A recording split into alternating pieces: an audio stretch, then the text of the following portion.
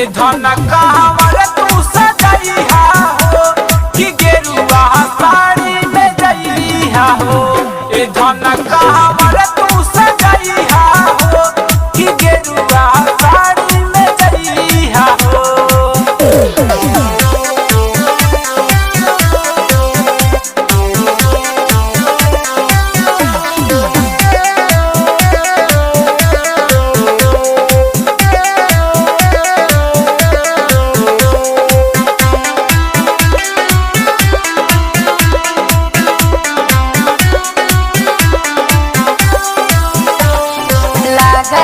भीड़ भारी देवघर में हो, कैसे जाइब लागे खूब डर हो।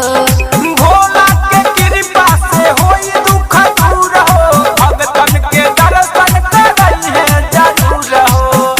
फिर भीड़ तोहरा बिन हो, फिर भीड़ तोहरा बिन हो।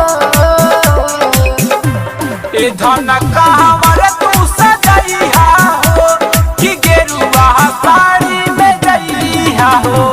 ए धन कहवर तू सजइहा हो कि गेरुआ साड़ी में जइहा हो।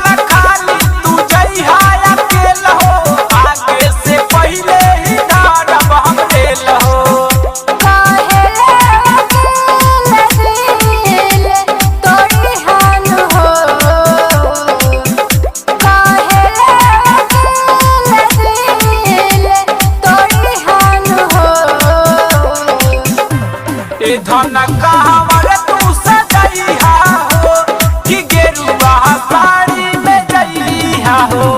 ए धन कहवर